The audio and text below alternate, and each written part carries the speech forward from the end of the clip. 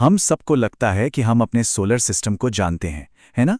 लेकिन क्या होगा अगर मैं कहूं कि वो नक्शा जो हमने स्कूल में रटा था, वो अब पूरी तरह से बदल चुका है? चलिए, एक बहुत ही सीधे से सवाल से शुरुआत करते हैं। हमारे सौरमंडल में कितने ग्रह हैं? 8, 9?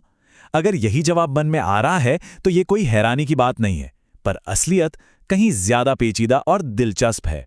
सच तो ये है कि आज भी वैज्ञानिक इस सवाल का कोई पक्का जवाब नहीं दे सकते, क्योंकि अब सबूत इस तरफ इशारा कर रहे हैं कि हमारे सोलर सिस्टम के अंधेरे कोनों में नेपच्यून से भी कहीं दूर एक या शायद 2 और ग्रह खोजे जाने का इंतजार कर रहे हैं। इस बदलती हुई कहानी का जो सबसे जाना पहचाना चेहरा है, वो है प्लूटो।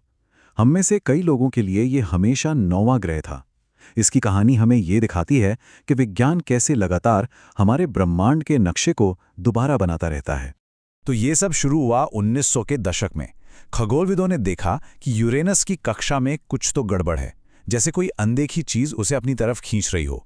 उन्होंने उसे नाम दिया प्लैनेट एक्स, और फिर 1930 में क्लाइड टॉम्बो ने प्लूटो को खोज निकाला। दशकों तक ये हमारे सोलर सिस्टम का 9वां ग्रह बना रहा। लेकिन फिर आया साल 2005, जब एरिस नाम का एक ऑब्जेक्ट मिला जो प्लूटो से भी ज्यादा बड़ा था। बस इस एक खोज ने खगोल विज्ञान की दुनिया में जैसे भूचाल ला दिया। एरिस की खोज ने वैज्ञानिकों के सामने एक बहुत बड़ा सवाल खड़ा कर दिया। जरा सोचिए, अगर प्लूटो एक ग्रह है तो क्या एरिस को भी ग्रह नहीं मानना चाहिए? और अगर हाँ, तो फिर सोलर सिस्टम के बाहरी हिस्सों में ऐसे और कितने पिंड छिपे हो सकते हैं? यह साफ हो गया था कि ग्रह शब्द को फिर से परिभाषित करने का, उसकी एक नई डेफिनेशन बनाने का समय आ गया है। और इसी के साथ हम एक बहुत ही बुनियादी सवाल पर आ पहुंचे। आखिर एक ग्रह होता क्या है? वैज्ञानिकों को हमारे सोलर सिस्टम के इस फैमिली पोर्ट्रेट को दोबारा बनाना पड़ा। तो चलिए देखते हैं आज की तारीख में किसी खगोलीय पिंड को ग्रह कहलाने के लिए किन शर्तों को पूरा करना होता है।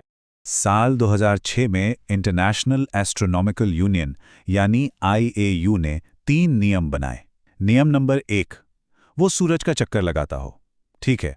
नियम नंबर 2, वो इतना बड़ा हो कि अपनी ही ग्रेविटी की वजह से लगभग गोल हो जाए। ये भी ठीक है। और फिर आया तीसरा नियम, और यही वो नियम है जहां सारा खेल बदल गया। उसने अपनी कक्षा के आसपास के इलाके को दूसरे छोटे मोटे पिंडों से साफ कर दिया हो, मतलब वो अपनी ऑर्बिट का अकेला बॉस हो। और यहीं पर असली फर्क साफ होता है। देखिए, ग्रह और बौने ग्रह दोनों ही पहले 2 नियमों को तो पूरा करते हैं। वो सूरज का चक्कर भी लगाते हैं और गोल भी होते हैं।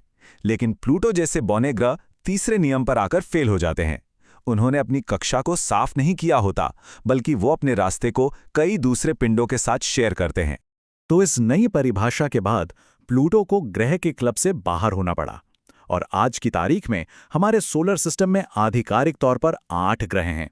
लेकिन कहानी यहीं खत्म नहीं होती। अब हमारे पास बौने ग्रहों की एक पूरी नई कैटेगरी है। प्लूटो, एरिस और सेरेस जैसे 5 को तो मान्यता मिल चुकी है, और दर्जनों उम्मीदवार अपनी बारी का इंतजार कर रहे हैं। इससे पता चलता है कि हमारा सोलर सिस्टम असल में हमारी सोच से कहीं ज्यादा भीड़भाड़ वाला और मुतनव्वे है। और रुकिए, तस्वीर अभी और भी बड़ी होनी बाकी है। क्या ये बात पता है कि हमारे सोलर सिस्टम में कम से कम 19 चंद्रमा इतने बड़े हैं कि वो गोल हैं? इनमें से कुछ तो बुध ग्रह से भी बड़े हैं। तो अब सवाल ये उठता है कि हम इन्हें क्या कहें? तो इतने सारे नए पिंडों और अनसुलझे सवालों के साथ हमें अपने सोलर सिस्टम को देखने के लिए एक नए नजरिए, या कहिए एक नए और बेहद ताकतवर उपकरण की जरूरत है। और वो उपकरण है जेम्स वेब स्पेस टेलीस्कोप, जो हमें ब्रह्मांड को देखने के लिए जैसे एक नई चमत्कारी जोड़ी आंखें दे रहा है। वेब टेलीस्कोप इंफ्रारेड लाइट में देखता है, एक ऐसी रोशनी जो हमारी आंखों को दिखाई नहीं देती। इसकी अविश्वसनीय संवेदनशीलता के कारण ये ग्रहों और चंद्रमाओं के ठंडे, धुंधले कोनों में भी झांक सकता है, और ऐसे राज खोल रहा है जिनके बारे में हम पहले सिर्फ अंदाजा लगा सकते थे। वेब की नज़र सबसे पहले हमारे सोलर सिस्टम के राजा यानी जुपिटर पर पड़ी। वहां उसने भूमध्य रेखा पर 320 मील प्रति घंटे यानी 500 किलोमीटर प्रति घंटे से भी ज्यादा रफ्तार से चलने वाली एक तूफानी जेट स्ट्रीम की खोज की। ये खोज हमें ये समझने में मदद कर रही है कि इन विशाल गैस ग्रहों का मौसम आखिर काम कैसे करता है। लेकिन शायद सबसे रोमांचक खोज जुपिटर के बर्फीले चंद्रमा यूरोपा पर हुई, वेब ने वहां की सतह पर कार्बन का पता लगाया है। कार्बन, जैसा कि हम सब जानते हैं, जीवन का आधार है और वैज्ञानिकों का मानना है कि ये कार्बन यूरोपा की मोटी बर्फ की चादर के नीचे छिपे एक विशाल महासागर से सतह पर आया है। तो क्या इसका मतलब ये है कि वहां जीवन हो सकता है? अब चलते हैं शनि के पास और उसके चंद्रमा एन्सेलैडस पर। वेब ने यहां कुछ ऐसा देखा जिसने सबको हैरान कर दिया। पानी की भाप का एक विशाल फव्वारा जो अंतरिक्ष में लगभग 10,000 किलोमीटर तक फैला हुआ है।